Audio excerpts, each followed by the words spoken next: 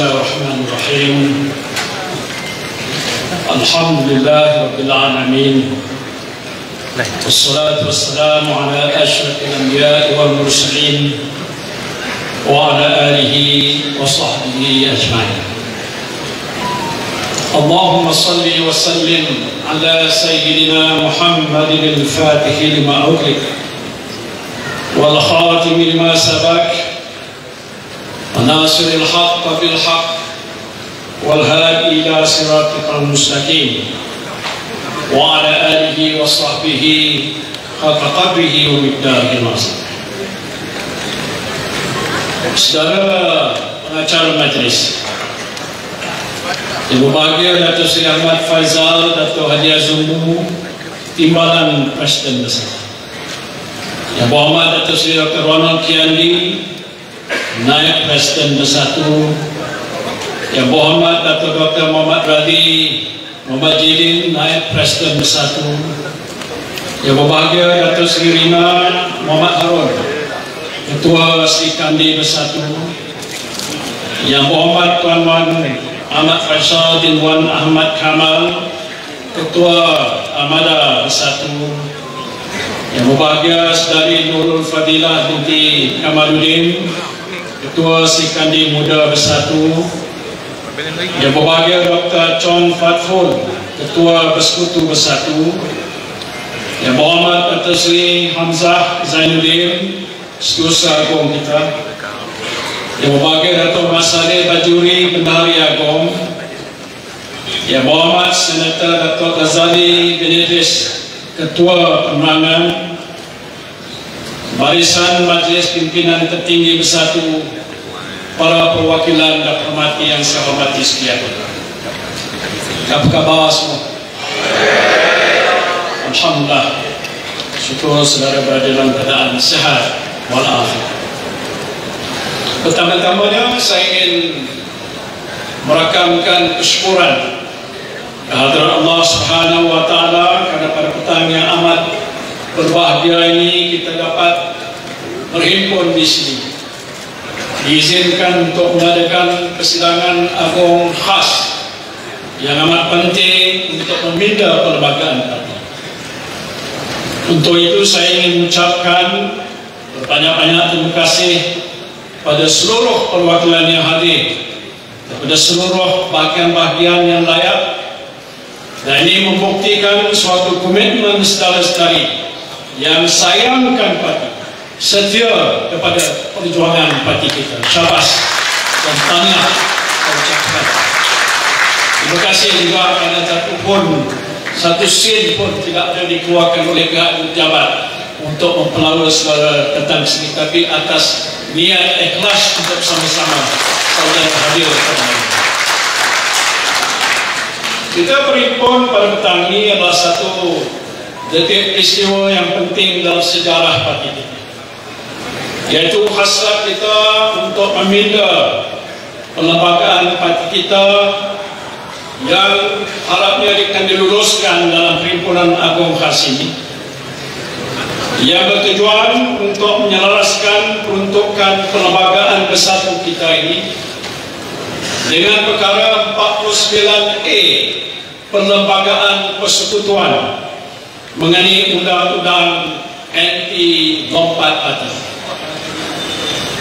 Dengan pilihan ini, insyaAllah setiap ahli bersatu yang dipilih sebagai ahli parlimen ataupun ahli Dewan Undangan Negeri dalam pilihan raya akan terhenti keahliannya dengan serta-merta, ataupun dalam bahasa Inggerisnya cease to be a member, jika mereka menyatakan sokongan kepada mana-mana pihak yang bertentangan dengan arahan ataupun pendirian. Setuju?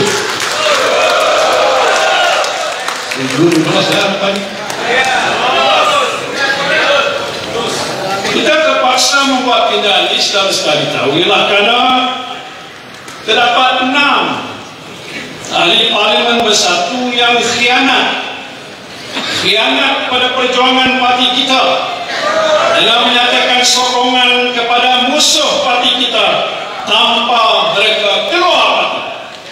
Atau mereka keluar lah, betul tak? Tak nak keluar, tapi sokong Madadon. Saudara sokong Madadon.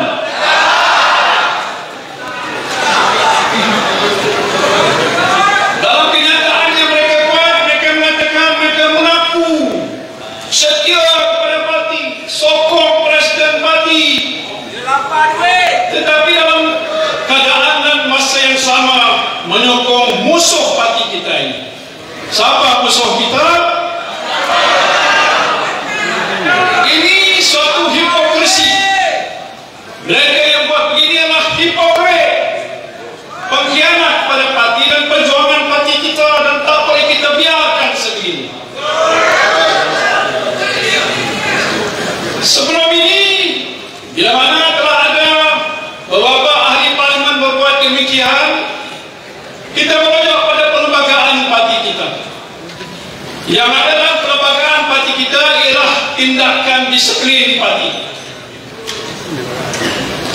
Apa dia tindakan disiplin yang kita boleh buat? Kalau kita merasakan kita cukup marah, kita nak singkir dan buang mereka. Tidak berampus. Kalau kita buat begitu, lembaga disiplin pun tahu dan kita masih tinggi tahu bahawa kalaupun kita ambil tindakan sedemikian, dia tak terlucut jawatan dia sebagai ahli parlimen. Takkan kita nak buat begitu. Sebab itu lembaga disiplin bagaimana kita ketahui membuat keputusan untuk gantung. Berapa lama gantung? Sampai maksimum yang dah digantung 6 tahun. Maknanya walaupun dia digantung, dia masih ahli bersatu. Jadi dalam keadaan yang tidak berapa menentu ini, Majlis Tertinggi membincangkan secara terperinci dan ambil keputusan bagaimana yang kita adakan pada hari ini untuk meminta perlembagaan parti. Saya sebutkan mereka ini adalah hipokrit. Jika mereka ingin untuk menyokong musuh, mereka patutnya keluar dari parti.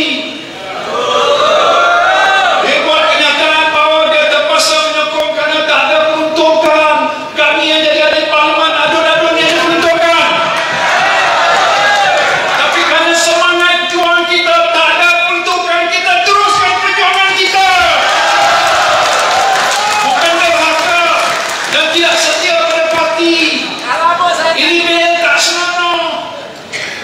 Ada juga suara-suara rakan-rakan kita yang ada di bawah ini menyatakan lain kali Tan Sri, bila nak pilih orang tu nak jadi wakil rakyat, tengok mereka ni setia ke tak setia. Tukarlah macam mana nak tengok tukar dia. Nampak okey, tapi nama itu mereka tak baik. Allah terserah niat jahat mereka untuk tidak bersama berjuang dengan kita. Jadi kalau itu patut dia keluar, tapi mereka tahu kalau mereka keluar, tindakan itu akan trigger apa yang disebutkan undang-undang anti lompat parti, dan mereka terpaksa mengusungkan kursi parlimen masing-masing. Ini adalah sebagaimana menurut perkara 49A Perlembagaan Persekutuan. Perlembagaan Persekutuan, bukan perlembagaan parti. They want to work with the enemy, but at the same time keep the seat. Nak kerja dengan musuh tapi nak simpan kursi. Kepala otak dia. This is unfair and this is unbecoming dalam bahasa Inggeris. Kerana itu pada hari ini kita nak pindah perlembagaan parti kita supaya keahlian mereka terhenti mana terlucut dengan serta-merta. Dan selaras dengan perkara 49A Perlembagaan Persekutuan, kursi parlimen mereka dikosongkan.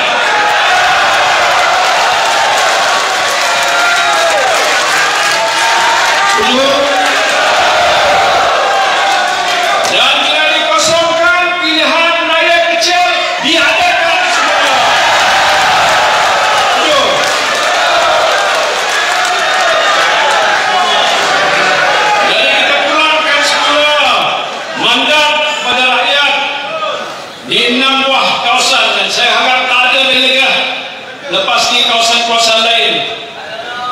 Ada lagi.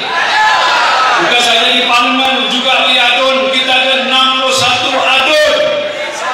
61 adun hari ini bersatu. Hebat. Jadi adakah pilihan raya? Rakyat tengok balik semula. Muka yang berkhianat ini dah tentu akan kalah. Kita bagi dia 0. Reda. Kita tahu rakyat di bawah sana sekarang pun marah. Semua nampak sering marah. Tak mahukan mereka di situ. Tapi muka mereka tak malu. Saya yakin dengan pelbagai penipuan dan kegagalan kerajaan Madanon pada masa ini, Perikatan Nasional insyaAllah akan menang besar di semua kursi ini insyaAllah. Kursi inilah kursi bersatu. Dan saya yakin PAS dan rakan-rakan kita akan menyokong supaya kursi ini terus kekal. Ada calon baru yang kita akan letak dan menang pada ahli parlimen kita insyaAllah. Pindaan perlembagaan parti kita ini juga akan menghalang usaha jahat pihak Madanon. Untuk apa? Untuk membeli ada di parlimen kita seperti yang telah pun didedahkan oleh Yang Berhormat Tasib Hukum kita YB untuk Wan Saiful. Dia dah cakap di luar ni. Walaupun ditegur oleh speaker, dia dah sampaikan kenyataan tentang apa yang berlaku terhadap dia sebagai contoh yang mendapat berbagai-bagai tawaran, tapi tengok dia ada di sini. Wallahi satu sen pun dia tak ada. Ini kita hantar pihak kerajaan yang ada pada hari ini. Dia dah hantar, dia dah ada 2 per 3 yang kau nak pergi, nak cari dia apa? Pasal dia tahu dia punya kedudukan pun tak sekukuh mana. Nama kerajaan perpaduan, tapi jelas terbukti tidak ada perpaduan di kalangan mereka. Betul tak? Macam kejahatan yang jelas dan nyata. Kononnya mereka ni kata mereka menentang rasuah, tapi mereka lah perasuah. Dalam kabinet ada perasuah. Dah kena 47 pertuduhan dan dipanggil untuk bela diri, diberikan DNA. Faham tak? Jadi saya nak kesempatan ucap tahniah pada 25 ahli parlimen kita yang masih beristiqamah, tak makan di pujuk, tak makan di sogok, masih terus tegak berdiri atas prinsip perjuangan parti dan juga maruah diri mereka. Syabas dan tahniah diucapkan kepada mereka. Saya yakin pindaan perlembagaan ini akan memperkukuhkan parti kita. Cuma saya nak ingatkanlah, bukan speaker kita, speaker yang ada kat Parlimen di Dewan Rakyat. Apabila bersatu nanti hantar notis supaya 6 kursi ini, apa dia, kursi Labuan, Kuala Kangsar, Bukit Gantang, Jeri, Gua Musang dan Tanjung Karangi dikosongkan. Janganlah speaker berdolak dalih. Perlembagaan kita dah kata dia kosong dan terhenti. Secara automatik ikut perlembagaan, kursi itu mesti dikosongkan. Asal 6 ahli parlimen masih bersatu.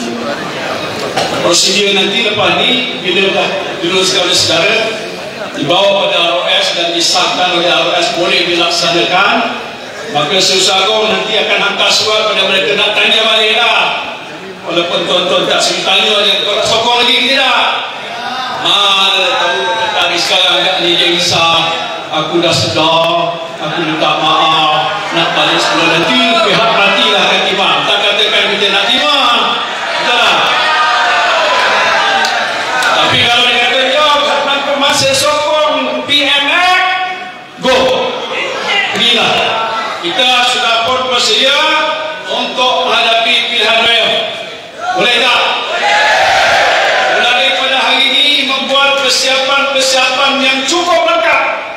Jangan bergaduh apa-apa pun, jangan kata nak jadi calon, kita pilih yang terbaik.